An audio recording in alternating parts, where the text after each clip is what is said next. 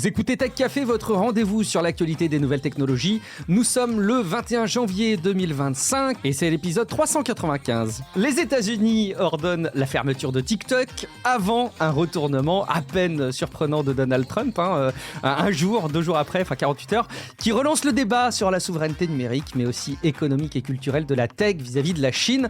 Pendant ce temps, l'intelligence artificielle continue de bouleverser la recherche avec notamment OpenAI et RetroBioscience, vous allez voir, qui explore la prolongation de la vie humaine, rien que ça. Et puis, coup de projecteur sur les avancées de Meta en traduction automatique, sans langue, peut-être moins de biais, assurément une plus grande rapidité en tout cas. Vous allez voir, on va pas forcément parler que ambiant Meta, on a aussi le retour des scandales Facebook de la semaine. Je suis Guillaume Vendée, podcasteur technophile enthousiaste, et je retrouve celui qui a été collecté toutes les petites infos sur ces outils de veille, qui en a fait la sélection la plus importante et la plus intéressante, qui a construit ce conducteur d'épisode. C'est Guillaume Poggiaspala. Salut Guillaume, comment vas-tu ? Écoute, ça va, intéressante comme tu y vas. on va les présenter comme tels en tout cas. On va les présenter comme tels. Oui, c'est vrai que notre rôle, ton rôle est plus compliqué quand même. Alors bon, moi j'aime bien, tu vois, je suis toujours avec la lecture des flux RSS, je me rends compte que ça concentre quand même beaucoup de ma veille, mais j'ai pas ce souci de devoir ordonnancer les sujets, même si je savais forcément ce que tu retiendrais là pour ce conducteur d'épisode. Ça aurait été dommage qu'on passe à côté de ce sujet phare. Et de ton côté, effectivement, comment tu continues à fonctionner beaucoup avec Flipboard ou t'as d'autres outils de veille, toi, Guillaume ? Et moi, c'est Pocket. J'utilise Pocket, okay. Pocket, et puis après, je vais sur les sites. Ils permettent. C'est la curation de Pocket, c'est ça ? C'est la partie. Non. Non, donc tu sélectionnes les articles. Oui, ok. Et donc toi, tu navigues à l'ancienne sur les sites. T'as tes sites favoris. Absolument. Je vais sur les sites et je leur fais du trafic. C'est beau. Eh ben, bravo.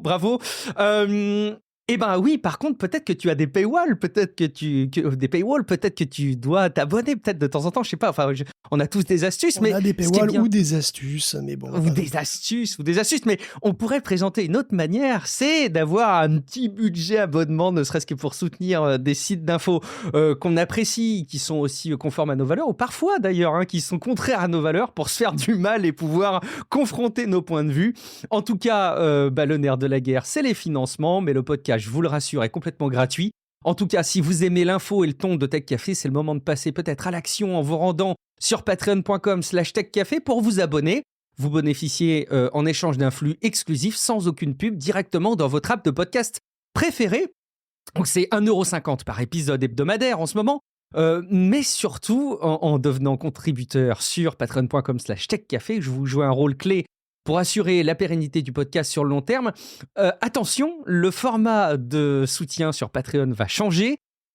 Pour tous les créateurs d'ailleurs sur Patreon, mais ça va être le cas aussi pour Tech Café. Je vais devoir basculer l'abonnement au format mensuel plutôt qu'au format par épisode.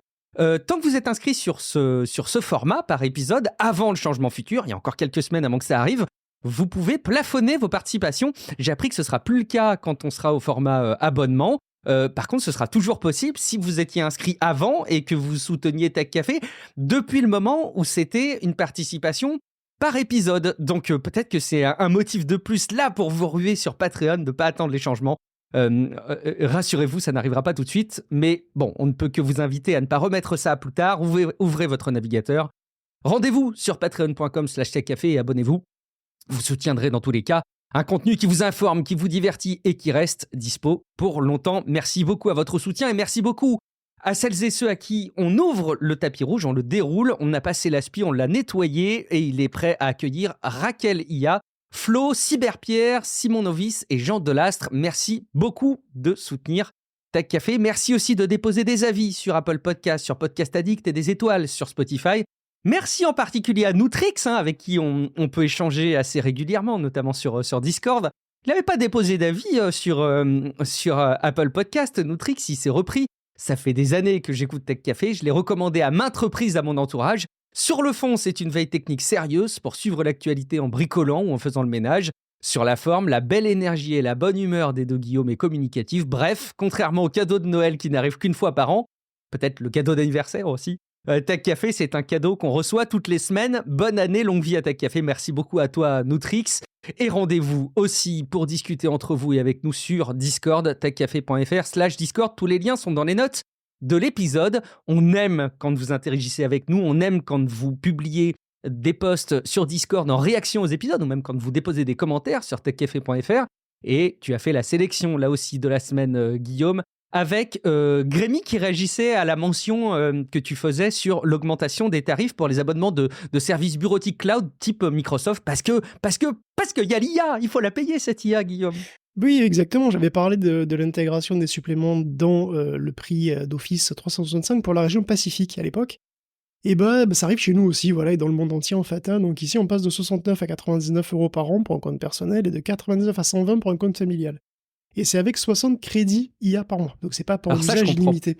Pas à quoi correspondent ces crédits, c'est compliqué ça.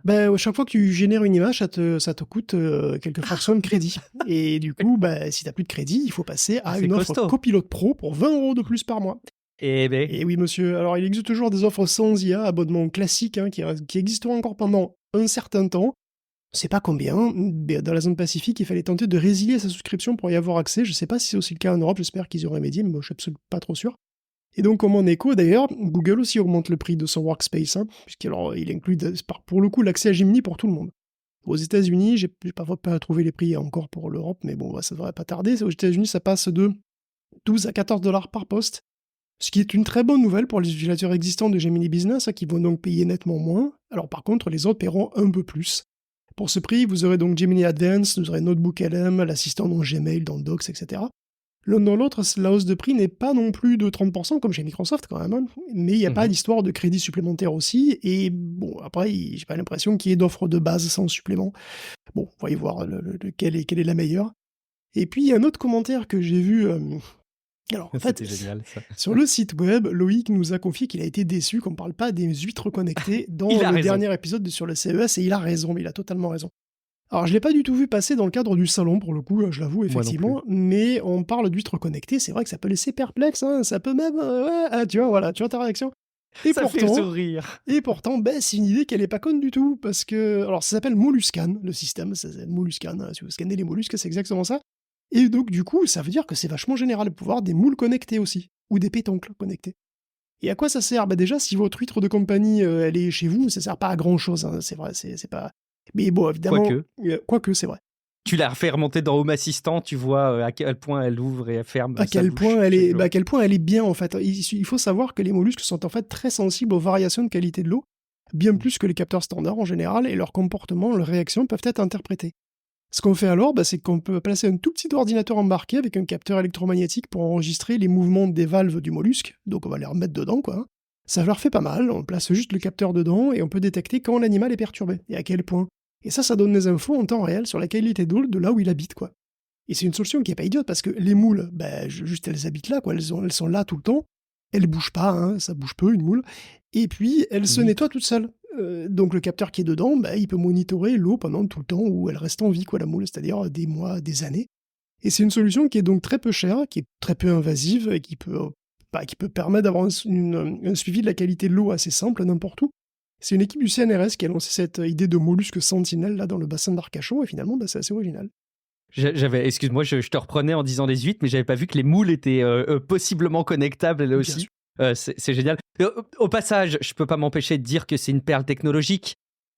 Et bon, évidemment, je dois rendre à César cette blague. C'est France 3. Il y a un reportage de France 3 sur le site de Molluscan Eye qui a fait cette petite blague. Je trouvais ça drôle, je pouvais pas m'empêcher de la relayer. Un petit mot pour les abonnements juste sur Microsoft 365. Donc il y a la possibilité de désactiver l'option IA que si on était précédemment abonné à Microsoft 365. On sent que c'est mesquin et on sent que Microsoft, ils n'ont pas envie de fâcher leurs abonnés actuels. Je crois que ce sera possible pendant 1 ou 2 ans pour les précédents abonnés qui n'avaient pas cette option IA. Ils veulent faire passer la pilule doucement. On verra si ça parle, si ça passe bien. Merci Guillaume pour cette revue des interactions. On bascule avec, oui, une rubrique que je qualifierais d'ayant une composante forcément politique. Vous nous connaissez dans Tech Café, on parle de tech avant tout, mais il y a aussi des composantes politiques à la tech et honnêtement, c'est complètement débile de ne pas les relayer parce que c'est hyper important dans la mesure où ça conditionne beaucoup des usages et beaucoup des services qui sont utilisés dans le monde et qu'on utilise même, nous d'ailleurs, en France et en Europe. Donc c'est aussi la vocation de Tech Café de relayer ces sujets qui ont certes une connotation très politique.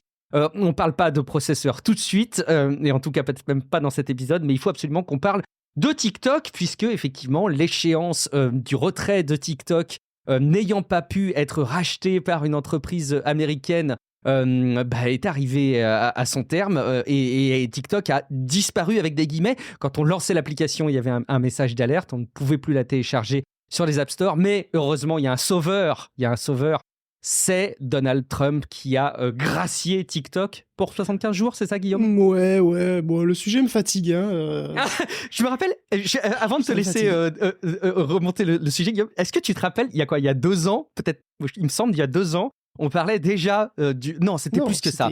C'était du temps de Trump déjà à l'époque. Voilà. Ça fait 5 ans qu'on en parle. Traiter le sujet. C'est ça. Oui, ça fait 5 ans que ça dure. Bon, qu'est-ce qui se passe en 2025 ? Bah écoute, oui, ça fait depuis 2020. Et d'ailleurs, c'est à la suite de tout ce bordel que finalement toutes les données des Américains sont stockées sur des serveurs Oracle désormais. Mais bon. Donc je vais pas refaire toute l'histoire non plus, mais bon, on va revenir sur les étapes clés pour bien comprendre à quel point on est dans une situation abracadabrantesque, n'est-ce pas ?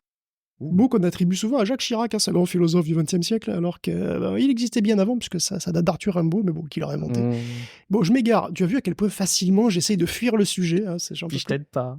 Bon, TikTok, c'est chinois, il a décidé, donc, du coup, il a été décidé de manière transpartisane l'an dernier que, tant pour des raisons d'espionnage potentiel que pour ses capacités d'influence potentielle, TikTok devenait soit 100% américain, soit devait disparaître, dégagé du pays. Et c'est pas juste une loi décidée par Biden tout seul, elle a été votée par le Congrès, et elle est autant par les démocrates que par les républicains. TikTok a essayé de se défendre avec 2 actions en justice, donc il y a les 2 cours, dont la Cour suprême donc des États-Unis, la dernière fois, là, qui a refusé tous les recours. La Cour suprême, à majorité conservatrice, a très récemment confirmé que la loi devait s'appliquer. Et donc dimanche, effectivement, TikTok était coupé aux États-Unis, il n'y avait plus les serveurs, les applis, non seulement de TikTok, mais aussi d'autres applications qui appartiennent à ByteDance, comme Lemonade, CapCut et Marvel Snap, ont aussi disparu des App Store. Et c'est bien normal, puisque les prestataires qui s'opposeraient à la loi risquent quand même $5 000 d'amende par utilisateur. Soit des centaines de milliards, j'imagine, à l'échelle de TikTok. Alors, quoi qu'on en pense, au moins, l'affaire était, tu vois, bon, tu peux dire t'es d'accord, t'es pas d'accord, mais au moins, ça y est, on tenait une conclusion à cette affaire. Oui. Sauf que non, Donald arrive et dit non, en fait. Donc pendant la fiesta qu'il a donnée juste avant son investiture lundi, il a sorti toute une salade de mots dont il a le secret pour dire que non, TikTok devait absolument être actif, et que les prestataires y craignaient rien, que c'était bon. Et alors TikTok est revenu en ligne, parce que Akamai et Oracle, ils se sont dit que c'était plus important de se faire bien voir du président que de respecter la loi, mais Apple et Google n'ont pour l'instant pas sauté le pas. On se retrouve donc dans une position assez absurde où TikTok est disponible mais pas téléchargeable. Alors au moment où je parle, je crois, ça va peut-être changer évidemment les jours qui viennent. Aux États-Unis, évidemment, parce que ça ne concerne pas le reste du monde. Oui, on parle effectivement des États-Unis. Et légalement, Apple et Google ont raison, on peut les attaquer violemment si on remet TikTok sur le store, donc c'est un risque qu'il ne va pas prendre alors que la situation reste confuse. Alors Trump a signé un executive order pour interdire au département de la justice d'appliquer la loi pendant 75 jours. Alors, est-ce que c'est suffisant pour mettre tout le monde à l'abri de tout ? Je sais pas, ça n'a pas l'air pas clair pour tous les avocats. Que veut faire Trump exactement ? C'est assez vague et décousu, il a parlé d'une co-entreprise entre le gouvernement américain et TikTok avec 50% d'investisseurs américains. Il semblerait que les Chinois soient pas complètement fermés à cette éventualité, mais cette éventualité n'est pas une vente. Et honnêtement, je comprends rien en fait. Déjà, impliquer le gouvernement américain, ça ferait de TikTok en partie un média d'État, et ça aurait des grosses implications avec la liberté d'expression. Puisqu'aux États-Unis, l'État a un statut particulier dans ce contexte. Et TikTok aurait beaucoup moins de moyens, du coup, de modérer ce qu'il y a sur son réseau, en fait, parce qu'il perdrait une partie de sa liberté d'expression à lui, en réalité. Enfin, de sa liberté de modération à lui. Et puis, 50% d'investisseurs américains ou pas, ça change quoi au fond du problème ? Puisque là, resterait à 50% chinoise. Et donc, on servirait ces hypothétiques dangers dus au lien avec le pouvoir chinois. Et puis juste, c'est pas dans la loi, puisque la loi, elle stipule noir sur blanc une vente, et pas autre chose. Alors, il y avait un délai de 90 jours qui n'a pas été activé, qui est plus activable, et de cette façon, c'était uniquement dans l'éventualité d'une vente, ce qui n'est toujours pas le cas, quoi. Et donc, ce dernier executive order, finalement, il fait quoi ? Pour l'instant, ce qu'il fait, c'est qu'il marche sur une loi que son propre camp a votée au Congrès, et que la Cour suprême, qui lui a sauvé les miches, a aussi confirmé. C'est ça qui fait Trump. Et il encourage ouvertement des boîtes privées à enfreindre la loi aussi. Donc à un moment, en gros, j'aimerais qu'on soit clair, quoi. Si les États-Unis sont devenus une monarchie, j'aimerais le savoir, quoi, tu vois. Si tout le système des contre-pouvoirs, des chambres machin et trucs, Si tout ça on s'en fout et que Trump peut décider tout et n'importe quoi à n'importe quel moment, j'aimerais être au courant, comme ça je m'inquiète plus, je me pose plus de questions et puis ça va m'aider, quoi, tu vois. Ouais, je sais pas, tu parles de monarchie, est-ce que ce serait pas plutôt une autocratie? Enfin, je sais pas, je suis jamais allé. Une monarchie, c'est un roi, enfin, il me semble, je suis plus certain des termes. Tu disais, ils ont remis l'application parce que il vaut mieux faire plaisir au président. Certes, je pense aussi que TikTok a tout intérêt à ne pas perdre des revenus chaque jour, parce qu'à mon avis, les revenus que génère TikTok doivent être dantesques chaque jour. Et effectivement, le fait de fermer une application comme ça durablement, ça doit être très problématique, mais évidemment, ça fait beaucoup plus plaisir à Donald Trump et ça va dans leur sens. Bon, il y a un climat particulier en matière de réseaux sociaux, de tech et de la présidence américaine. Évidemment, on ne peut pas non plus passer à côté de quelques relais concernant Meta. On continue à parler de Meta, Guillaume. Disons que le retournement de veste de Zuckerberg a été quand même spectaculaire, parce que il a vraiment choisi son camp, quoi, et son réseau avec. C'est clair. Il a choisi la rhétorique de Trump, c'est des choix qui collent parfaitement, hein, si tu veux pas trop que ta modération entre en collision avec l'agenda des Trumpistes sur l'immigration, tout ça c'est nickel. Et bon, une des explications de ce revirement, c'était lié à TikTok. Virer TikTok, c'est super pour Meta. Où est-ce que vous voulez que le gros des orphelins aille? Et d'ailleurs, Instagram vient d'annoncer un clone de CapCut aussi, hein, une autre application de ByteDance qui est plus spécialisée dans l'édition vidéo. Ils vont appeler ça Edits. Et du reste, tout le monde s'était préparé au départ de TikTok, hein, même Blue Sky et X qui viennent de lancer des feeds spéciaux pour les vidéos verticales. Si Trump, d'une manière ou d'une autre, maintient TikTok aux USA, ça fait pas du tout leurs affaires en fait. Ni celle de Meta en particulier, hein, qui a toujours insisté sur cette menace chinoise, des arguments utilisés pour se défendre ou pour détourner l'attention de ses propres problèmes sans doute, mais qu'il utilise depuis des années. Hein. Ça fait longtemps qu'il dit en gros que le monopole de Meta en Occident, c'est pas le sujet.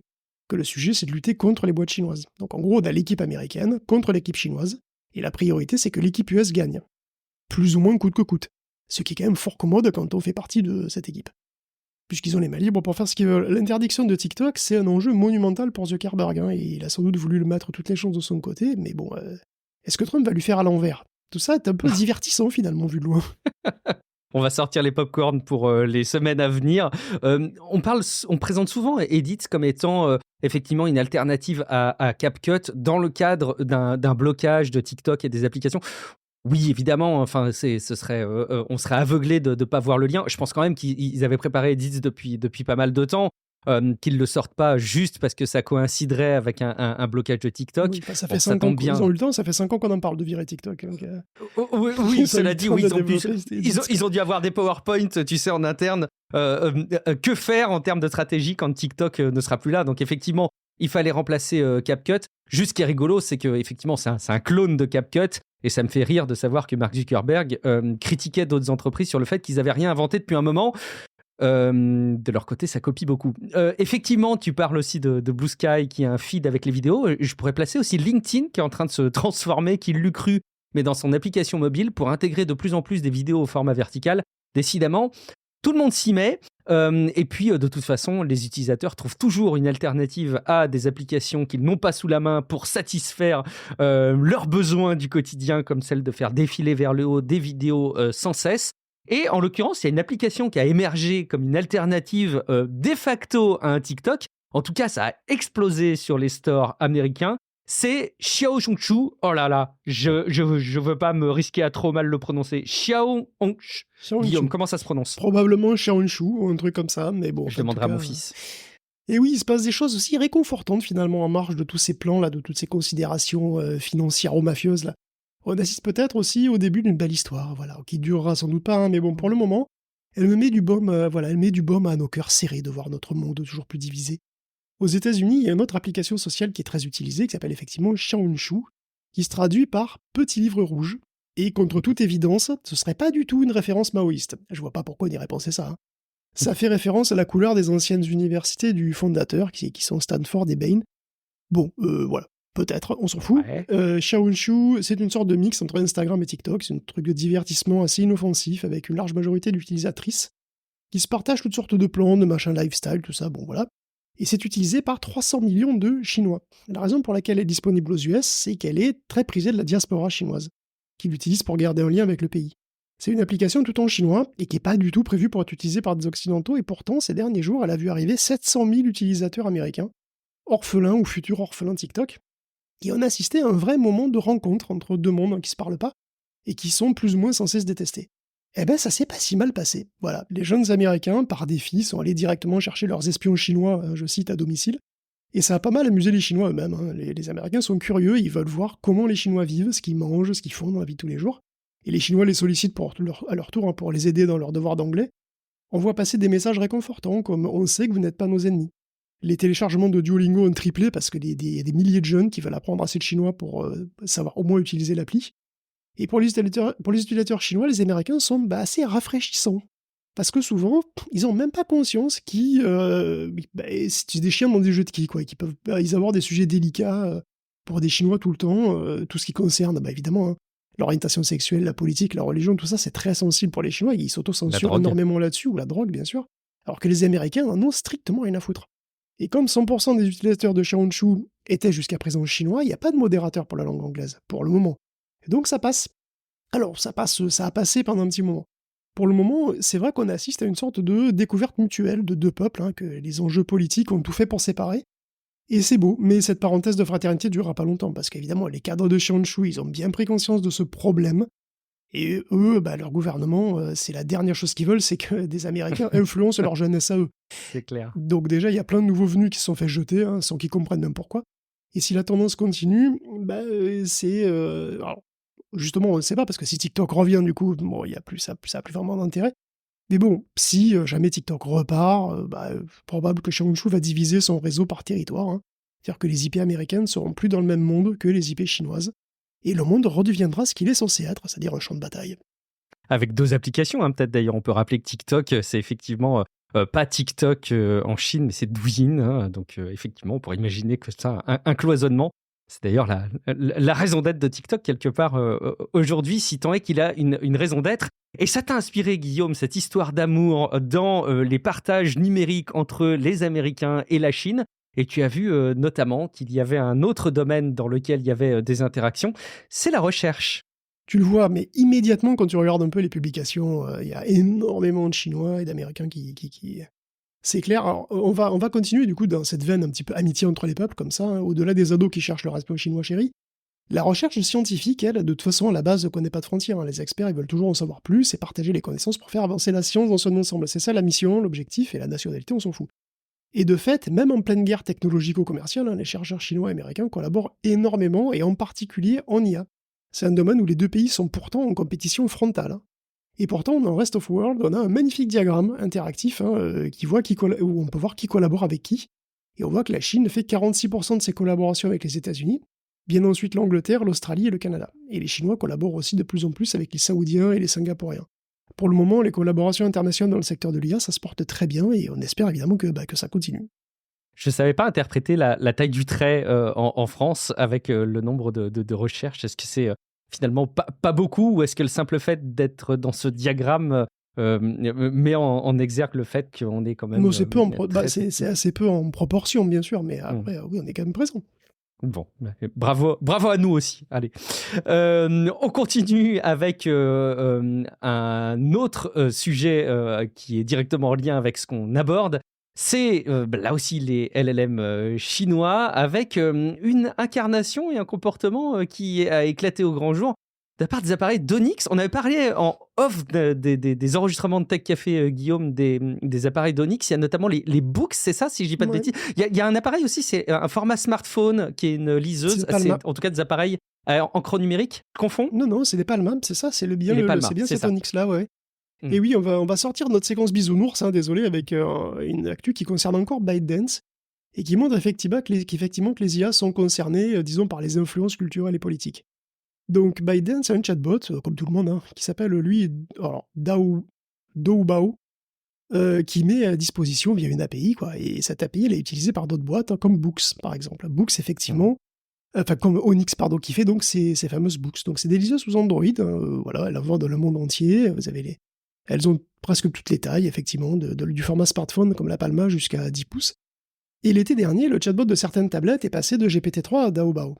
Et disons que sur certains sujets, il n'a pas du tout la même opinion qu'avant. Alors, sur toutes les questions délicates habituelles, de la place Tiananmen aux Ouïghours, en passant par la Corée du Nord, Le chatbot, soit il refuse de répondre, soit il réfute, qu'il y ait le moindre souci. Il n'y a pas de souci avec les Ouïghours, il n'y a pas de souci, voilà. Ça va bien, la Corée, c'est un pays pacifique, tout va bien. Bon, elle a un petit hobby, c'est les missiles intercontinentaux, mais sinon, ils sont gentils. Et puis la Russie, elle fait du bon boulot en Syrie, tout ça. Bon. Il est un peu plus sévère sur les pays occidentaux, hein, comme la France, par exemple, entre autres. Disons que le chatbot a une vision qui colle bien avec celle du gouvernement chinois, mais qui passe beaucoup moins bien ici. Alors, il y a eu des plaintes, effectivement, du coup, probablement des Occidentaux, et les books vendus en Occident sont repassés chez Azure et chez GPT. Mais ça veut dire aussi que on a deux mondes séparés dans les chatbots véhiculent, chacun de leur côté, deux visions des choses. Et là, évidemment, on se pose la question pour les modèles de langage en open source, qui sont très performants et qu'on utilise aussi volontiers en Occident. Les modèles chinois comme Qwen, les Yi ou les DeepSeek, c'est des modèles qui sont open source et qui, quelle idéologie ils ont ? Il suffit de leur demander. Et bon, évidemment, c'est fait, hein, vous imaginez bien, ils sont beaucoup plus neutres que Daobao, en fait. Ils sont très cadrés, c'est-à-dire souvent, c'est des modèles qui sont plutôt censurés, si vous voulez, mais ils font pas ouvertement de propagande chinoise. Cela dit, c'est clairement une question importante. Les États-Unis et les Chinois sont en pleine guerre technologique, hein, mais c'est aussi une guerre idéologique. Et d'ailleurs, un des enjeux de cette guerre technologique, c'est la suprématie sur les IA. Et les chatbots peuvent être des vecteurs idéologiques, complètement. Et des vecteurs très efficaces. On continue, Guillaume, à aborder un petit peu l'avenir, et tu es tombé sur cet environnement de Paris qui buzz en ce moment et qui s'appuie sur des sujets sur lesquels on ne s'attendrait pas forcément à parier, et pourtant on peut parier sur tout et n'importe quoi maintenant. Notamment le nombre de tweets d'Elon Musk par mois. Waouh. Mais oui, c'est magnifique. Petite news rigolote pour décompresser. Est-ce que Musk, à votre avis, va d'une manière ou d'une autre sauver TikTok ? Voilà, comme une rumeur le laissait entendre la semaine dernière, qui a été démentie par les intéressés depuis. Il y a 14% de chance, c'est pas moi qui l'évalue, c'est Polymarket, un site où on peut parier sur absolument tout et n'importe quoi. On peut gagner de l'argent sur effectivement le nombre de tweets de Musk cette semaine, alors plus ou moins de 400. C'est la grande question, et qui peut rapporter gros, et qui est donc commenté comme une course hippique. Donc là, notre champion est à 250, donc il est sur une bonne dynamique. Le Starship sera lancé cette semaine, il a tweeté plus que d'habitude. Voilà, je mets 60 balles sur 450 tweets cette semaine. Alors pour info, il n'y a que 2% des parieurs qui pensent ça, mais donc qui risquent gros, gagnent gros aussi, attention. Hein. Eh oui. Donc Polymarket, c'est le PMU de tout. Elon va-t-il racheter CNBC ? 5% de chance. Qui va chanter l'hymne national à une investiture de Trump ? Apparemment, le favori était Christopher Macho. Alors, je n'ai pas regardé la investiture, je ne suis pas maso. Mais voilà, j'ai jamais entendu parler. Combien de gens le Doge va-t-il virer dans les 6 prochains mois ? C'est très partagé, mon cher Guillaume. Hein. Un tiers pense que c'est moins de 25 000 personnes. Et un autre tiers pense que c'est plus de 200 000. Et on a un ventre mou entre les deux, comme ça. On a même un pari sur les mots que Trump va prononcer à son discours. Alors voilà, est-ce qu'il va dire America plus de 15 fois ? Facile, ouais. Est-ce qu'il va dire Bitcoin ? Est-ce qu'il va citer Dieu plus de 4 fois ? Facile. Donc faites vos jeux. C'est une manière ni plus ni moins conne, finalement, que de dépenser son fric que bien d'autres, que d'investir dans la crypto-monnaie de Melania Trump, par exemple. Ah oui. Qui a fait perdre un petit peu de valeur à celle de son mari. Cela dit, Trump est désormais aussi crypto-milliardaire avec son propre memecoin. Memecoin, ça ou Polymarket, c'est la même chose, sauf que ça enrichit Trump, qui possède quand même, entre 50 et 80% des tokens, ce qui pose apparemment pas beaucoup de problèmes à énormément de gens qui en ont énormément acheté. J'imagine que... J'ai vu passer aussi le Fartcoin, je ne connaissais pas. Au passage, est-ce qu'à ton avis, il n'y a pas un problème là ? Elon Musk, finalement, il pourrait investir énormément sur, 550 tweets, par exemple. Il prend beaucoup de paris sur Polymarket. Et puis il envoie plein de tweets, comme ça il est sûr de gagner de l'argent. Mais c'est une excellente idée. S'il n'y a pas pensé, il faut qu'il le fasse. Il tweete 10 000 fois, personne ne s'attend à ça, il gagne. Il gagne. Incroyable. Je l'avais annoncé dans l'intro, c'est le grand retour des scandales Facebook de la semaine. Et on n'est pas revenu avec 1, ni 2, ni 3, Guillaume, mais... 4 donc. Allô ? Oui, du coup 4, c'était facile. Oui. Mais c'est toi qui l'as préparé. Hein. Mais bien sûr. C'est le retour du SFS, le scandale Facebook de la semaine, rubrique presque historique de ce podcast. Et vrai. Ouais. Qu'on n'avait plus trop formalisé depuis un petit moment, mais qui revient en force avec 4 sujets. Le premier est rapide. Meta vire encore 5% de ses employés, parmi les moins performants, quitte à engager ensuite des plus performants. Parce que les IA, tu comprends, c'est une course, donc on ne peut pas garder des poids morts. Et on doit y aller à fond avec des gens qui ont envie de se défoncer, tout ça. Et justement, ça nous amène au second sujet, puisque Meta est sous le coup d'un procès pour violation de copyright, justement dans le cadre de l'entraînement de ces IA. Et pour ce procès, il y a des documents qui font surface.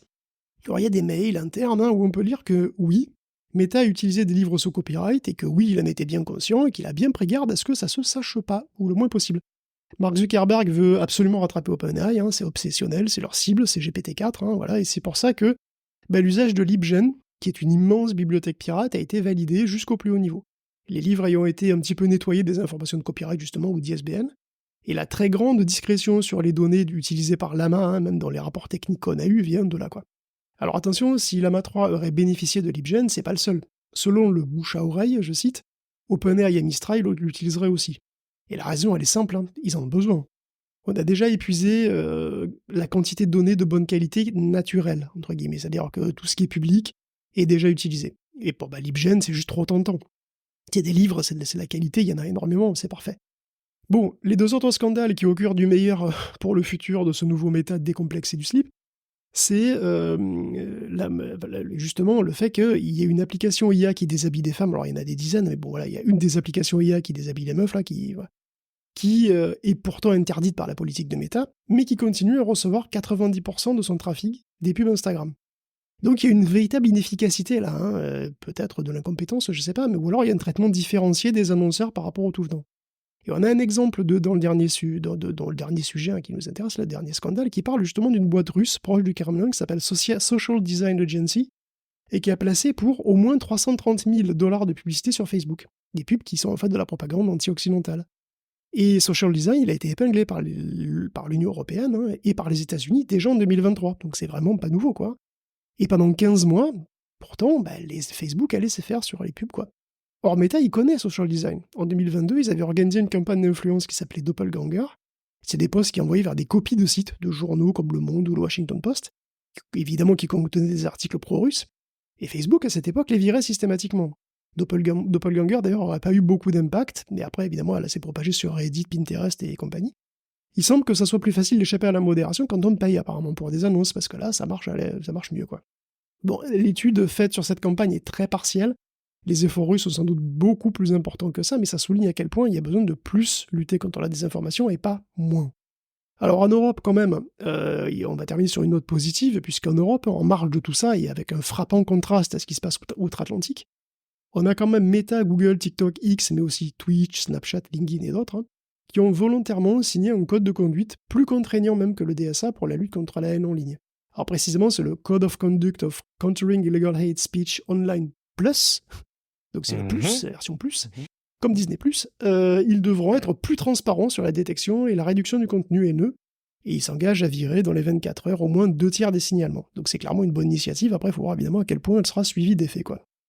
Tu parlais de LibGen qui vit des heures difficiles. Ils se font fermer les sites par pelletée entière. Enfin bon, c'est pas qu'il y en a tant que ça non plus, mais il y en a pas mal qui se font fermer suite à injonction du tribunal. Tu parles de désinformation, Guillaume. Tu es tombé sur une initiative alors que j'avais testé moi en fin d'année dernière et qui mérite peut-être d'être relayée, d'être testée en tout cas. Écoute, oui, j'en profite pour glisser. C'est un ami qui me l'a fait connaître. Je l'avais pas vu passer non plus à l'époque. Bon, c'est pas non plus si vieux que ça, mais bon voilà. C'est un site qui s'appelle Ask Vera. C'est un chatbot qui marche aussi par téléphone. Donc vous pouvez y aller sur Internet, vous pouvez y aller par WhatsApp ou directement par le téléphone. Et c'est un chatbot qui est spécialisé pour débunker les fausses informations, les fausses affirmations. Donc Vera repose sur une base de connaissances et il utilise donc très peu ses connaissances internes. Donc ça devrait limiter énormément les hallucinations. L'IA est donc surtout là pour trouver des infos finalement dans cette base de connaissances et après le LLM génère les réponses, mais c'est pas lui qui va les composer à partir de rien. Après, c'est un système basé sur des LLM, donc c'est très difficile d'être sûr à 100% avec les chatbots qu'on a toujours quelque chose de valide, mais bon, voilà, ça devrait limiter beaucoup les problèmes. Après, l'idée de base de Vera, de toute façon, Vera finalement se base sur une étude dont on avait parlé. Je sais pas si tu t'en souviens, ça montrait que discuter avec GPT-4, simplement, permettait de réduire les tendances complotistes. Les chatbots sont infiniment patients, ils jugent pas, ils ont toujours des arguments, et finalement, ça a fini par avoir une efficacité, quoi. Et donc, partant de là, Vera est conçu pour ça, apporter des arguments issus de sources fiables, encore et encore. Il s'est lancé par une ONG française qui s'appelle La Réponse Tech, et il y a un des fondateurs qui est Rudi Reichstadt, qui est lui-même à l'origine du site Conspiracy Watch, qu'on retrouve aussi sur le podcast Complorama, qui est très intéressant et que je vous recommande par ailleurs, quoi. Il y a Aude Favre aussi, qui a la chaîne YouTube What the Fuck, qui avait aussi une émission à la télé, et qui est partie prenante dans cette initiative. Je l'avais testé, moi, Vera. C'est vrai que c'est assez cool. Déjà parce que c'est un chouette test pour interagir avec une IA comme ça, de manière conversationnelle. c'est sympa de la challenger, quoi. Tu vois, tu lui poses une question sur bon, est-ce que c'était facile. Est-ce que la Terre est plate? Réponds, etc. Ok, mais qu'est-ce qui me dit que les sources que tu indiques ne sont pas transformées par par un complot, par exemple? Et les réponses sont assez qualitatives, assez rassurantes. Et pas. En fait, ce qui est assez génial, c'est comme c'est un outil de texte, t'as pas une attitude qui te prend de haut, t'as pas l'impression que c'est quelqu'un qui te prend avec beaucoup de distance.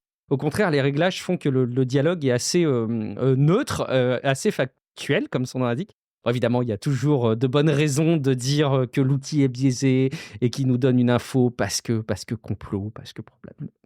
À tester et partager peut-être l'initiative autour de vous. Je pense notamment à des publics pour lesquels le numérique est peut-être moins leur tasse de thé. Ça peut être intéressant de leur mettre le lien à disposition. Merci Guillaume pour ta revue autour des réseaux sociaux quelque part et de cette composante géopolitique qui fait le show de l'actu de cette semaine. Mais ce n'est pas tout et on a d'autres choses à aborder ensemble. Un sujet dont on parle pas souvent, mais il faut qu'on en parle quand même un petit peu, c'est de l'intelligence artificielle, avec le fait que tu as vu passer, ça nous fera une transition toute trouvée, le fait que OpenAI a des résultats, a des conversations dans ses interactions. Soudainement, comme ça, il parle chinois. Alors ça veut dire quoi, Guillaume? Ça veut dire que le gouvernement chinois s'est infiltré dans OpenAI, nous surveille et intervient, c'est ça? C'est la preuve? Bien la sûr preuve qu'on que c'est la attendait preuve, tous. évidemment. Ah, voilà. Et oui, on parlait tout à l'heure de chatbot idéologique, mais tu sais que O1 pense en chinois. Alors même quand tu lui poses une question en anglais ou en français. Alors ça arrive rarement, hein, mais il se met à réfléchir, il réfléchit tout, hein, tu sais comme il fait. Et parfois, il arrive qu'il réfléchisse en chinois et on ne sait pas pourquoi. Alors, est-ce qu'il est contaminé par le virus communiste?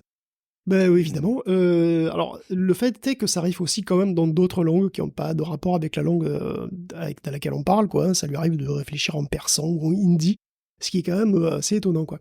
Et du coup, on ne sait pas pourquoi. Alors, il y a des théories, évidemment. On imagine que Owen est entraîné à réfléchir sur des datasets qui sont internes à OpenAI et qui donc sont sous-traités par une multitude de contractuels. Hein, et bon, il y a une supposition et une théorie qui se dit une partie de ces contractuels, c'est les Chinois, probablement. Et donc, c'est un effet de biais dans les données, quoi, ce genre de truc.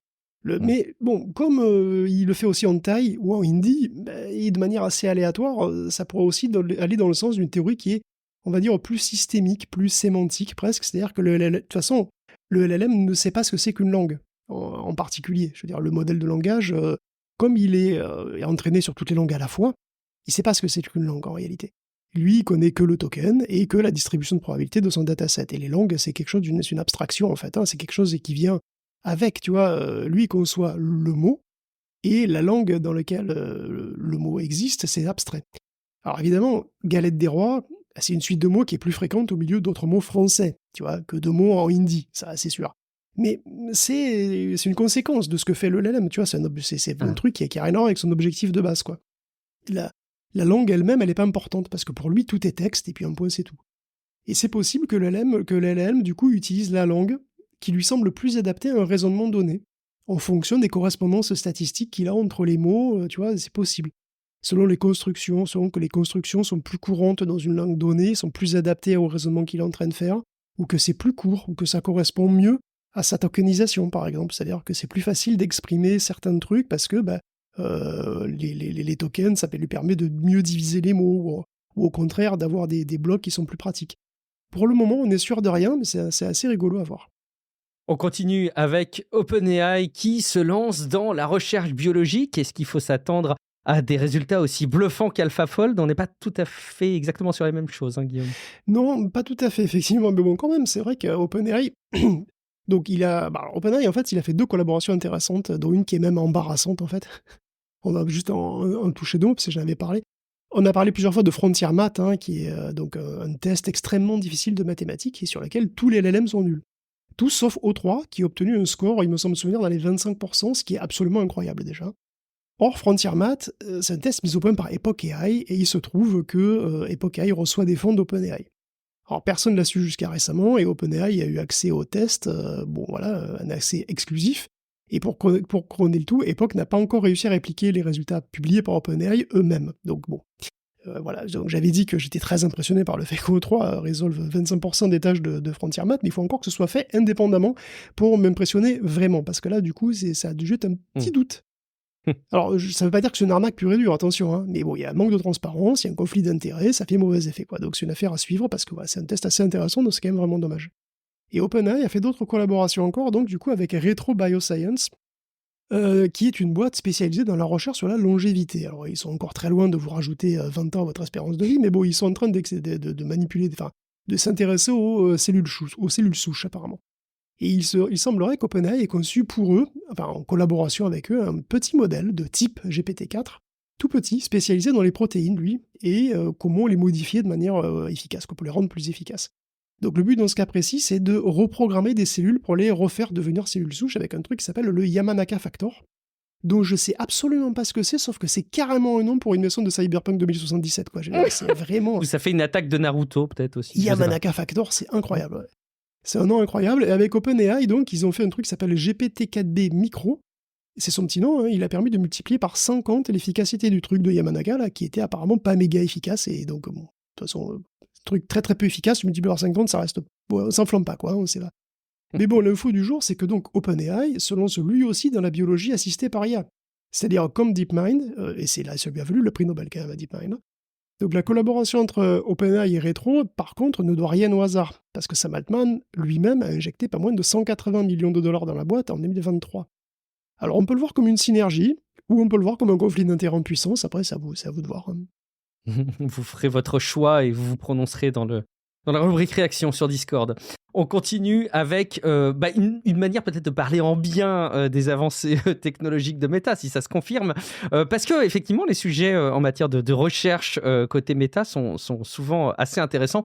On les relaye souvent, tu les sélectionnes comme étant des éléments plutôt positifs. On parle une nouvelle fois, Guillaume, de traduction. Est-ce qu'on a trouvé la pierre de Rosette absolue pour la plupart des langues ? Alors... Pas pour la plupart des langues du tout, mais... oui, pas pour la plupart, mais pour beaucoup. Et peut-être les plus utilisés quand même. J'imagine, ouais. C'est vrai que Meta, c'est une boîte problématique, hein, pour moi, je veux dire, c'est problématique. D'un côté, vous savez tout bien que je pense de Facebook, Insta et compagnie, et du CIO. De l'autre, il y a les labos de recherche en IA qui font des trucs régulièrement méchamment cool, quoi. Donc, c'est difficile. Je suis tiraillé par une ambivalence terrible vis-à-vis de Meta. Mais je vais me concentrer sur l'œuvre. Hein. Sur cette semaine, ils ont mis à jour leur modèle qui s'appelle Seamless, qui fait de la traduction automatique. Alors, en fait, il fait de la traduction automatique texte-texte et même voix vers voix. Et il traduit en mode, donc, parole-parole, comme dirait Dalida, pour 101 à 36 langues. Et en parole-texte pour 101 à 96 langues, et en texte-parole pour 96 à 36 langues. Et il fait en plus de la traduction de texte-texte, hein, bon, comme ça se fait depuis longtemps, pour 96 langues. Et il fait de la reconnaissance vocale pour 96 langues. Et en mode parole vers parole, il est 23% plus précis que les autres modèles, et 8% en parole vers texte. Alors l'entraînement a quand même requis 4 millions d'heures d'audio multilingue, des milliards de phrases et 443 000 vidéos sous-titrées. De vidéos sous-titrées. Donc le modèle, il est aussi moins enclin à être toxique et à sortir des insultes ou des trucs comme ça. Et cerise sur le gâteau, il y a en bonus aussi des modèles connexes pour améliorer la reconnaissance des émotions et détecter le déclin cognitif. Parce qu'apparemment, selon comment tu parles, on peut détecter des signes d'Alzheimer précoce, rien qu'en étant très attentif à la manière de parler, alors probablement au contenu, puis aussi aux intonations, à la voix, etc. Et bon, Seamless, évidemment, il est en priorité déjà utilisé par Meta, il est déjà très utile à Meta, puisqu'il l'utilise pour doubler des vidéos Instagram, et pour faire de la traduction en temps réel avec les Meta Ray-Ban. Mais le code est libre pour un usage non commercial aussi, et ça, c'est quand même assez sympa, faut le dire. En matière d'IA, il y a aussi les partenariats, notamment entre les éditeurs de presse, et c'est beaucoup de sites et de canards qui ont signé avec OpenAI pour mettre en place des partenariats pour aider OpenAI à s'améliorer, à digérer les contenus, et puis en contrepartie de profiter des services de manière privilégiée. Et là, il y a un autre partenariat qui est signé, mais c'est pas avec OpenAI, et c'est l'AFP, Guillaume. Oui, c'est une petite news sur notre chat national. Le concurrent de ChatGPT Made in Mistral, donc le chat, qui signe un partenariat avec l'AFP pour donner au matou une base de connaissances fiable et à jour. Hein. Donc quand tu lui poseras une question, il va aller chercher avec ses petites papates comme ça dans tous les articles de l'AFP, et puis donc il évitera de trop halluciner les réponses. C'est une tendance dans l'industrie, hein. La plupart des chatbots modernes vont chercher des infos supplémentaires, hein, sur Internet ou ailleurs. Mistral continue d'ailleurs de lancer les nouveaux modèles avec un Pixtral, un modèle multimodal, et une nouvelle version de Codestral, qui est un modèle vraiment axé sur le codage, hein, sur la programmation, et qui est particulièrement bon en Python. C'est un modèle qui est disponible à d'API, mais apparemment pas encore en téléchargement. Cela dit, Le Mistral Large, qui est donc un open weight, est toujours un des plus puissants librement disponibles. Hein. Si vous avez de quoi le faire tourner, c'est carrément GPT-4 à la maison, quoi. Bon, après, sinon, Mistral Small est pas mal du tout aussi, et il est beaucoup plus léger. À tester. On continue avec 30 ans d'innovation déjà, mais concentré en seulement 3 années. Guillaume, c'est les prouesses des GAFAM. Oui, le train de la hype ne ralentit pas chez Microsoft avec un Satya Nadella en feu, littéralement, qui réorganise tout le monde autour de l'IA. Voilà, il va faire une nouvelle division qui s'appelle Core AI, Platform and Tools, tout ça dedans. Et il va regrouper l'ancienne division IA avec la division développeur et d'autres équipes clés de Office, et etc. Voilà, d'autres. Et ça, tout ça, ça aura la mission de donner vie à des agents clés en main, parfaitement intégrés dans tous les outils de la marque. Et il est très enthousiaste, hein. Effectivement, il dit, je cite, en ce début d'année, il est clair que nous entrons dans la prochaine phase du changement de plateforme IA. 2025 sera marqué par des applications d'avant-garde qui remodèleront toutes les catégories d'applications. C'est un petit peu comme si l'interface graphique, les serveurs, les bases de données cloud étaient introduits simultanément. 30 années de changements seront comprimées en 3 ans. Voilà, c'est super flippant. Si on y réfléchit juste 2 minutes, c'est extrêmement effrayant en fait. Parce que 30 ans en 3, ça va vraiment très vite, ça va même vraiment trop vite en fait. Hein. Déjà, les conneries aussi, elles vont vite, hein, il faut dire. Ça paraît anecdotique, mais quand même, hein, Apple retire temporairement les notifications rédigées par IA, hein, qui résument les actus ou les emails, parce qu'il y avait trop d'erreurs, il y avait trop de malentendus. En fait, c'est même une mini-usine à infox, ce truc. Elle portait bien son nom de bêta, son caractère bêta, cette fonctionnalité. C'était très bêta, effectivement, puisque le truc, si tu veux, peut-être pas un coup sur deux, mais voilà, régulièrement, ce truc résumait les articles avec un tout petit modèle et très peu de mots, c'est très délicat, et racontait fréquemment des conneries, quoi. Il y a énormément d'exemples qui ont circulé sur les réseaux sociaux, et donc Apple décide qu'iOS devrait arrêter pour le moment de raconter des conneries à ses utilisateurs, quoi. C'est parce que c'est rapide de déployer des applications, ça l'est moins d'assurer leur fiabilité. Et là, ça va vraiment très très vite. En fait, d'ailleurs, au passage, les notifications de contenu créées par des humains, honnêtement, je pense que c'est trop casse-gueule de les faire réinterpréter en résumé par des IA pour un smartphone. Tous les messages que tu peux recevoir par SMS, les mails qui sont écrits par des vrais gens et les infos des sites d'actu, c'est vraiment casse-gueule. Après, des trucs extrêmement formatés, j'imagine que ça peut être assez cool d'avoir un résumé par IA en te disant que, j'en sais rien, Amazon t'a envoyé 17 pubs sur des aspirateurs et des trucs comme ça. Enfin, je sais pas, il y a des trucs à pondérer, je pense. Là. Oui, non, mais c'est sûr. Mais la perspective d'avoir des IA qui fassent le boulot à ta place, c'est bien. D'ailleurs, la perspective d'avoir des IA qui font pas grève et qui font pas de pause pipi, c'est pas mal aussi, ça. Hein, et c'est ça qu'on fait miroiter aux entreprises, en réalité. Hein. C'est une idée qui commence à faire son chemin de manière vraiment très sérieuse. Il y a une enquête qui a été relayée par le Financial Times qui montre que 51% des entreprises anglaises allaient réorienter des fonds des personnels vers l'IA. Et que 44% voulaient même mettre la priorité sur l'IA. Alors le Financial Times étant ce qu'il est, hein, c'est la faute aux contributions sociales. Voilà, c'est la sécurité sociale qui a augmenté dernièrement, c'est trop cher, ça rend le travail trop cher, c'est horrible. Bon. La sécurité sociale qui est évidemment extrêmement luxueuse en Angleterre, hein, comme chacun sait. Encore que je fais pas trop le malin à voir ce qui nous attend dans les années à venir, mais bon. Bref, même si le rêve humide de remplacer ses salariés par des robots ne se réalise pas si vite ou pas tant que ça au final, on voit bien que c'est quand même exactement ce qu'ambitionne de proposer Microsoft. Hein. C'est quand même ça. Vous avez des agents, voilà, ok. Vous avez des agents qui font tout, clé en main, dans tous vos outils. Le but, c'est qu'il y ait des heures de travail qui disparaissent, hein, qui sont plus prises en charge par l'agent et donc plus par l'agent humain. D'ailleurs, de ce point de vue-là, je trouve que c'est assez intéressant de voir les invités à la cérémonie d'investiture de Trump. Bon, il y avait Shu-Shichu, la star du jour, hein, donc CEO de TikTok. Mais il y avait surtout Musk, Bezos, Pichai, Cook, Altman, Zuckerberg. Tout ça, ça fait beaucoup de gens qui font de l'IA. Et dont le but clair est de faciliter tout ça. C'est de faire des IA super puissantes, des agents, c'est même... Altman veut faire une AGI qui remplace tout le monde sur tous les boulots. C'est carrément l'objectif, quoi. Et ce qui est bizarre quand même, c'est que Trump, il a été élu par une Amérique populaire, qui a perdu beaucoup de boulot justement pendant la mondialisation. C'est assez paradoxal, hein, parce que ça base à toutes les raisons de ne pas être très pro-IA. Et Steve Bannon, d'ailleurs, y est carrément hostile. On voit encore ici une ligne de faille qui est un petit peu la même, finalement, que celle qui s'était ouverte entre Musk et la base anti-immigration des Républicains. La frange pro-business, pro-tech pourrait entrer en collision à un moment avec la base de l'électorat qui serait justement victime d'une nouvelle vague d'automatisation, parce que c'est finalement de ça qu'on parle.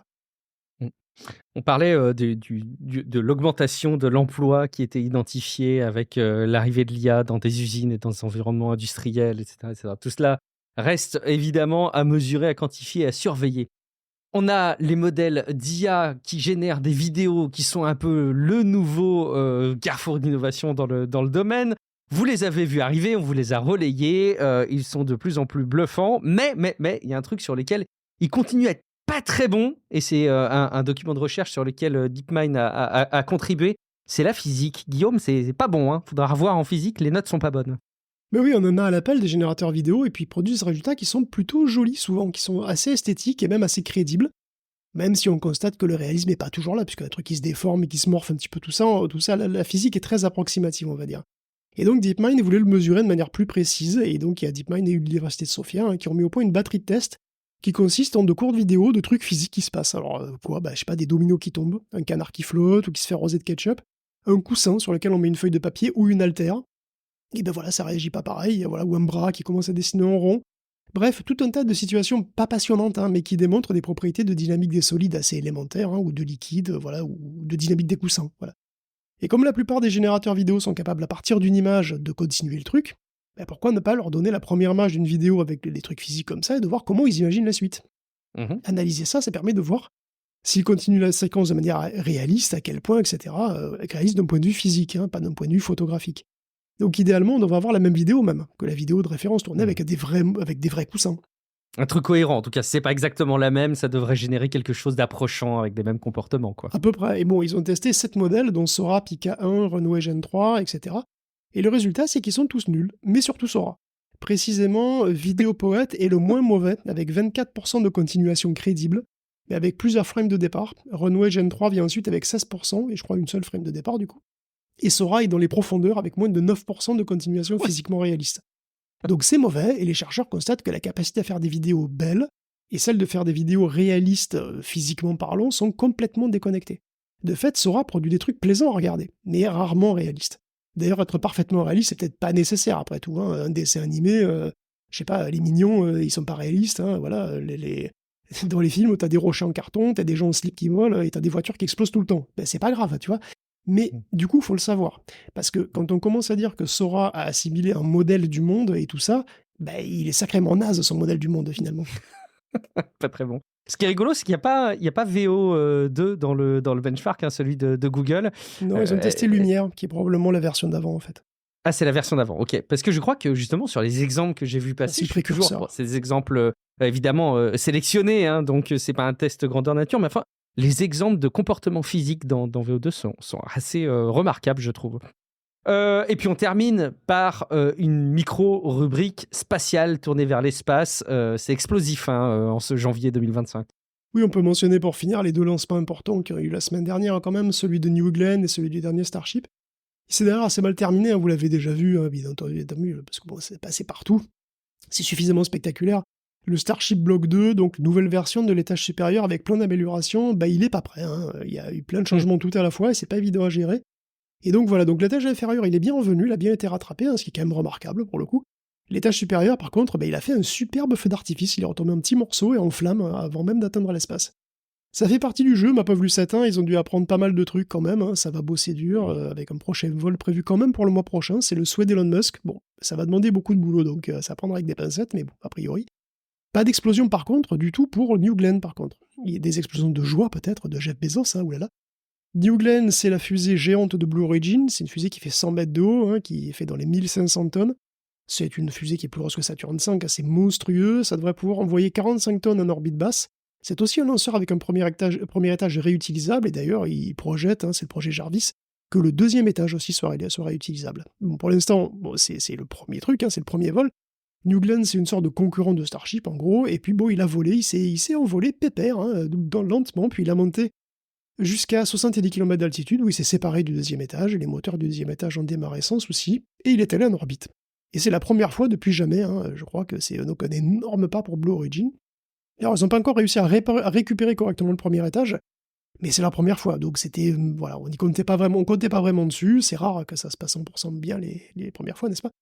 Globalement, il y a un énorme succès, et c'est très bien comme ça, en fait, c'est vraiment déjà énorme, parce qu'il faut de la concurrence sur ce secteur. Pour l'instant, SpaceX, il est un petit peu tout seul, la NASA doit se féliciter aussi pour qu'il y ait justement plus d'offres et que New Glenn avance comme ça aussi bien. Bravo pour ces exploits et merci pour cette sélection, Guillaume. On termine avec un dessert avant le café. C'est une petite rubrique jeux vidéo. est-ce qu'on pouvait décemment ne pas relayer, même si j'imagine tout le monde l'a vu, hein, l'annonce de la Switch 2, en tout cas la révélation en vidéo sur laquelle il y a plein de questions encore à se poser. Ils n'ont pas tout dit, loin de là. Oui, c'est effectivement, parce qu'ils n'ont rien dit. Ouais, Si, ils ont montré. Ça. Mais oui, bon, comment passer à côté de la news de cette semaine, hein, qui va finalement assez vite, puisque, oui, vous l'avez déjà vu partout déjà, hein, la Switch 2 existe, oui, elle existe. Et puis, on n'en sait pas beaucoup plus, hein, on l'a vu vite fait dans une courte vidéo, on peut constater à quel point elle est proche de la Switch, et on a 0 info supplémentaire, on n'a pas même sa taille d'écran, qui serait, elle a été déduite. Selon de savantes mesures et de pénibles comptages de pixels, 33% plus grande que celui de la Switch. Alors sa taille commence d'ailleurs à se rapprocher de celle d'un Steam Deck OLED. C'est un petit peu moins large, avec un écran un poil plus grand. Les Joy-Con sont plus hauts. Ils semblent aussi beaucoup mieux finis. Hein. Dans l'ensemble, la Switch 2 a un look un peu moins mignon, et un petit peu moins pop, et un petit peu plus pro, on va dire, voilà, que la précédente. Plus mature. Alors un Joy-Con aurait effectivement, comme on l'avait déjà annoncé, comme les fuites l'avaient déjà annoncé plus ou moins, une fonction souris. Donc vous la mettez sur la tranche, sur une surface, vous mettez votre Joy-Con sur la tranche, sur une surface dure. Je comprends pas à quoi ça sert. Et ça fera exactement comme une souris PC. Il y a plein de trucs, hein. Ça peut faire un pointeur très précis pour plein de jeux. Ça peut faire, où tu peux jouer à des FPS comme sur PC en fait. Hein. Et du coup, non, je trouve ça plutôt cool en fait comme idée, c'est vraiment pas con. Je préférerais brancher une vraie souris parce que t'as vu la taille du bazar, quoi. Ça m'a pas l'air hyper confortable. Non, je pense que ça pas. Après, je sais pas, pour des très longues heures de jeu, je sais pas, mais je pense que c'est une bonne idée. Après, c'est vrai que c'est pas du tout une révolution, quoi. C'est vrai qu'on est tout en continuité. Franchement, vu le carton de la Switch, c'est pas très étonnant. C'est pas grave, tu vois. On entend déjà dire souvent, enfin, j'ai vu quand même souvent passer que voilà, Nintendo manque de créativité sur ce coup-là. C'est loin d'être la première fois que Nintendo sort une console qui est juste une suite logique de la précédente. Hein. La Game Boy Advance, la Super Nintendo, la GameCube, c'était quoi? C'était des modernisations sans révolution des consoles d'avant. Hein. Et puis on sait pas encore tout. Puisqu'on sait rien, justement. Tu vois, on n'a aucune idée de la puissance de la machine. Nintendo a bien fait exprès de la montrer avec un Mario Kart qui dit rien, puisqu'il ressemble exactement à celui de la Switch. Je me suis dit, mais c'est le même qu'avant. Mais moi, apparemment, non. Mais bon, c'est Mario Kart, quoi. Pas suffisamment expert. Alors, il y a des fuites qui semblent indiquer que le système sur puce serait fait par Samsung. Et alors, après, il y a des batailles sur Internet pour savoir si c'est du 8 ou du 5 nanomètres. Digital Foundries, hein, c'est des gens plutôt sérieux, ils semblent tenir bon sur la théorie du 8 nanomètres. C'est dommage, parce que c'est un processus qui n'est pas jeune et qui n'est pas particulièrement populaire. Hein. Quand il fut utilisé en son temps pour les téléphones, il n'avait pas vraiment convaincu sur la question des performances par watt. Bon, c'est pas. Après, les spéculations continuent, c'est absolument pas résolu. On verra bien, on sait que la console utilisera le DLSS, ou en tout cas une variante de DLSS. Dans quelle version, on ne sait pas, mais ça peut être important, parce que est-ce que ça fera juste de la super résolution? Est-ce qu'il va y avoir de la génération de frame? On ne sait pas. Rendez-vous en avril pour en savoir plus. Ouais, on a plus de questions que de réponses à ce stade. Elle est sexy, moi j'aime bien son design. Un petit mot, tu parlais du DLSS, Guillaume, on a eu des infos de la part de Nvidia, et c'est pas juste un petit programme, enfin bon, vous vous en doutiez j'imagine, mais c'est pas juste un petit programme, il y a des monstres qui réfléchissent en permanence pour améliorer le DLSS. Et oui, DLSS, hein, cet algorithme que vous adorez, que moi aussi j'adore d'ailleurs, qui est vraiment très efficace, cet algorithme magique, il a demandé énormément de travail aux humains, mais aussi aux machines. Il y a une interview de Brian Catanzaro, qui est donc responsable DLSS, qui lâche comme ça, tranquille, que DLSS est un super ordinateur dédié chez Nvidia qui tourne depuis 6 ans, non-stop, pour améliorer l'algorithme. Quand je dis un super ordinateur, c'est vraiment un gros truc. Hein. Il mentionne des milliers de leurs GPU top niveau, qui tournent en permanence sur des milliards d'images de jeu. Vous imaginez au passage l'énergie que ça consomme de créer DLSS.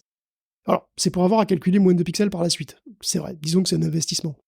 Bon, en réalité, le but, c'est souvent de jouer avec plus d'images par seconde et pas en consommant moins d'énergie. Mais enfin bon, toujours est-il qu'effectivement, ça a consommé énormément de trucs. Et c'est vrai que c'est un exemple, on va dire, d'utilisation qui est vraiment très efficace, hein, du deep learning dans le jeu vidéo. Mais c'est vraiment le début, c'est vraiment le truc inaugural, parce que on l'a vu au CES, hein, la prochaine évolution du rendu 3D s'est présentée de manière assez spectaculaire, chez Nvidia. Nvidia qui montre la voie, hein. Mais Microsoft est déjà en train de discuter avec aussi Intel, AMD et Qualcomm de comment implémenter tout ça en DirectX. Implémenter quoi? Implémenter ce qu'ils vont appeler le rendu neural. Bon voilà, ça c'est la prochaine étape, on va en parler tout le temps. La prochaine génération de consoles, par exemple, ce seront des consoles neurales. C'est sûr, il y aura des PC certifiés Neural Rendering, c'est obligé. Et c'est pas juste du marketing en fait, hein, c'est vraiment une avancée significative qui consiste en quoi? Grosso modo, c'est à permettre aux développeurs d'utiliser des réseaux de neurones dans les shaders. Donc c'est l'objectif de la prochaine version des DirectX qui va implémenter ce qu'ils appellent des vecteurs coopératifs. Donc c'est une manière de nommer comme une sorte de changement de paradigme du rendu, qui permet, c'est un changement de paradigme qui permettra de mieux utiliser et maîtriser les produits de matrice nécessaires au deep learning, c'est-à-dire en fait de mieux compartimenter les trucs en fait. En particulier, le truc qu'il faut là, c'est qu'il va devenir possible d'exécuter des petits réseaux de neurones qui vont occuper une petite partie des unités de shader ou des unités de deep learning dédiées qui seront utilisées en même temps que le reste de la carte, alors que le reste de la carte pourra exécuter par exemple des shaders tout à fait normaux qui feront complètement autre chose. Le but, c'est de pouvoir intégrer des petits modèles de deep learning qui vont s'exécuter à côté d'autres boulots, comme du shading normal. C'est-à-dire le deep learning va devenir faire partie du new normal dans les shadings. Donc vous aurez de la physique, des particules comme ça qui vont cohabiter sur le GPU, et puis des petits réseaux de neurones qui vont s'exécuter dans chacun des shaders, etc., pour générer l'image. Donc oui, 2 petits modèles de réseaux de neurones simples pourront être exécutés pour chaque pixel d'un objet particulier à l'écran. Alors c'est assez dingue, mais pourquoi faire ? C'est assez intéressant, donc je pense qu'il faut revenir un petit peu là-dessus, sur ce qu'NVIDIA a montré, et sur sont des démonstrations de vraiment l'utilité de ces trucs, parce que ça paraît pas complètement clair a priori comme ça, mais finalement NVIDIA montre la voie en publiant depuis 2 ans au moins, il y a au moins 3 articles qui montrent des exemples concrets d'usage, qui ont été montrés d'ailleurs, qui ont été remontrés à cette occasion-là, à cette occasion du CES. Alors le premier, il est assez simple à imaginer, c'est la compression de texture. Donc on peut entraîner des petits modèles de neurones, des petits modèles de deep learning, à compresser de manière très efficace des textures en profitant des redondances d'échelle. On entraîne les réseaux sur des textures particulières. Alors une texture, c'est la plupart du temps quelque chose qui est présent en plusieurs résolutions sur une carte graphique, parce que vous n'avez pas juste... Bon, vous avez une texture de bois, vous avez une texture de bois, ok, donc à échelle 1, c'est-à-dire pixel par pixel, mais quand vous reculez du meuble, voilà, vous avez un meuble devant vous, quand vous reculez, en fait, évidemment, le meuble, il ne va pas utiliser la texture complète, la texture en très haute résolution tout le temps, il va passer à des résolutions, c'est le mip mapping, pour ceux qui connaissent, évidemment, ça veut dire que à chaque fois que vous reculez, il va choisir une texture qui sera de résolution bien inférieure et qui sera suffisante pour le niveau de détail que vous nécessitez à la distance où vous vous trouvez. Et donc, en fait, il y a une énorme redondance aussi là-dessus, dans ce deep mapping, et c'est un truc qui peut être exploité de manière très très efficace par le deep learning, puisque la compression neurale permet d'avoir une qualité qui est 16 fois plus élevée, en conservant un accès direct au texel. Donc ça demande plus de calcul, c'est vrai, mais on a quand même un jeu qui est beaucoup beaucoup plus fin en réalité, les textures sont beaucoup plus fines, pour la même taille occupée en mémoire vidéo. Donc il y a un deuxième usage qui a été montré au CES, c'est le rendu neural pour les matériaux complexes. En synthèse d'image, les pros peuvent modéliser l'apparence d'un objet de manière très très complexe, avec une multitude de couches, une multitude de textures, et ces textures sont liées par des fonctions qui sont assez compliquées, qui peuvent être vraiment très complexes, avec des graphes comme ça, des graphes de calcul assez compliqués. Des choses comme la faïence par exemple, ou des trucs métalliques avec des détails très fins, des reliefs complexes, etc. Pour faire simple, ces matériaux sont encodés dans une fonction très compliquée, qui est souvent exprimée par un gros graphe, qu'il faut parcourir à chaque fois, c'est un shading qu'il faut faire à chaque fois, et donc on l'utilise uniquement en rendu offline, c'est-à-dire en pré-calcul, c'est-à-dire parce qu'en temps réel, c'est beaucoup trop compliqué, donc pour les jeux vidéo, c'est pas envisageable. Donc quand on a un jeu vidéo, en général, on approxime à la hache tout ça, pour que ça prenne le moins de temps possible, mais du coup, l'aspect s'en ressent beaucoup.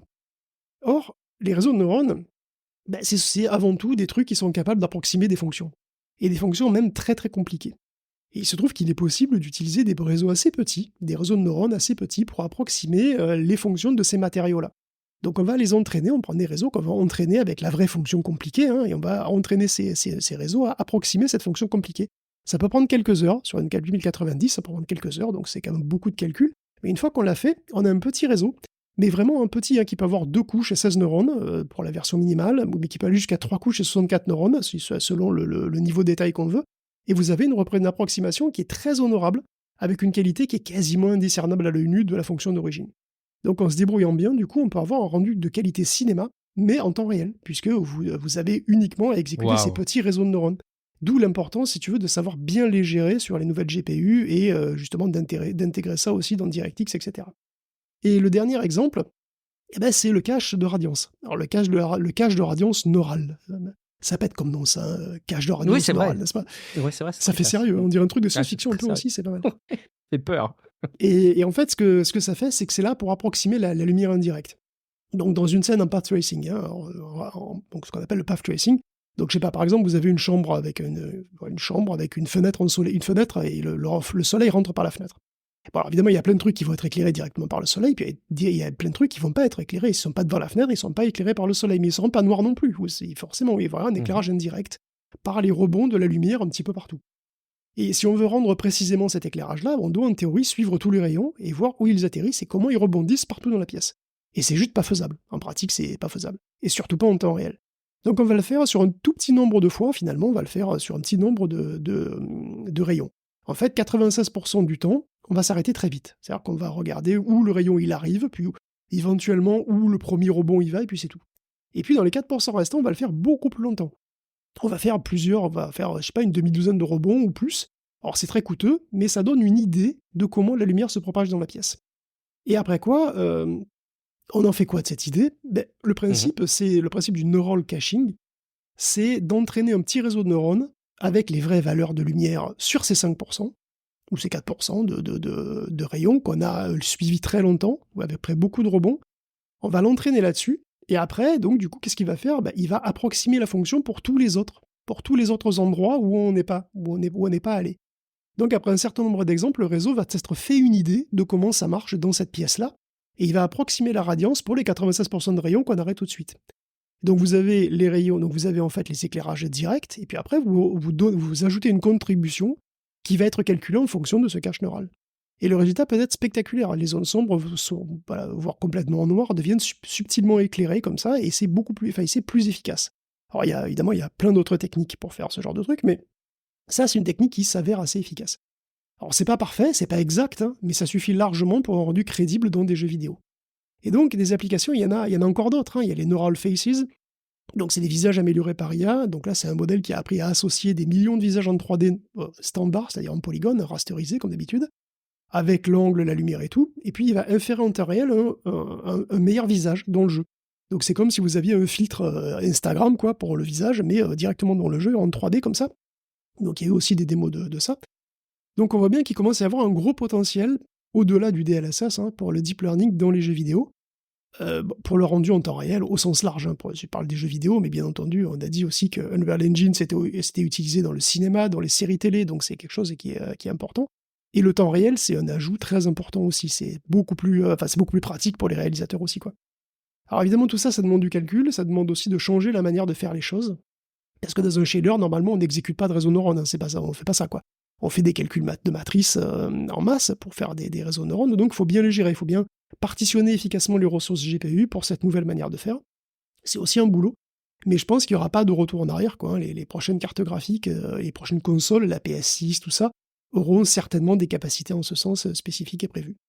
C'est génial parce que j'ai l'impression que c'est quand même un gros boost en termes de progrès de rendu graphique pour les joueurs, plus que ça n'a pu l'être en termes de progrès sur le plan purement carte graphique, tu vois. J'ai l'impression que ça fait vraiment un relais.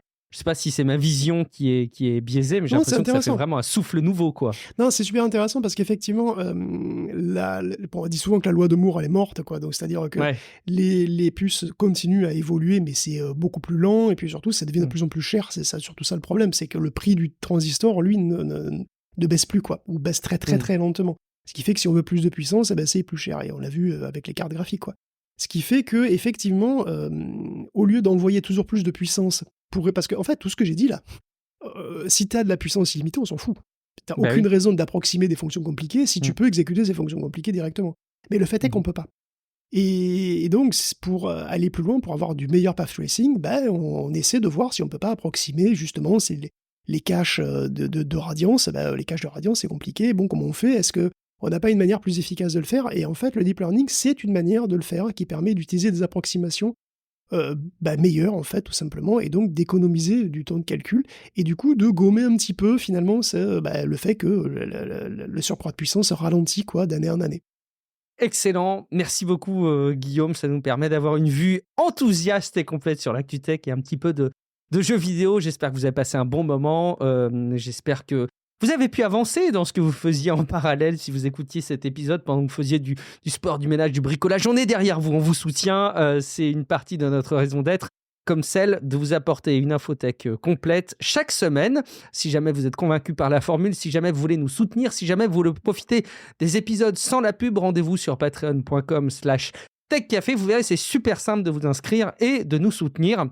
Et puis, vous aurez toutes les infos, les petites interactions que je peux diffuser de temps à autre, qui vont peut-être augmenter à l'avenir. Et puis, surtout, vous aurez toutes les infos pour passer à la formule d'abonnement mensuel avec les petits avantages dont je vous ai parlé en intro. On compte sur vous aussi pour aller déposer des avis sur Apple Podcasts, Podcast Addict ou des étoiles sur Spotify si jamais vous ne l'avez pas déjà fait. Rendez-vous aussi sur techcafé.fr et sur le serveur Discord, techcafé.fr/Discord, pour discuter entre vous et avec nous, à l'occasion, avec moi en l'occurrence, parce que Guillaume Poggiaspala vous lit.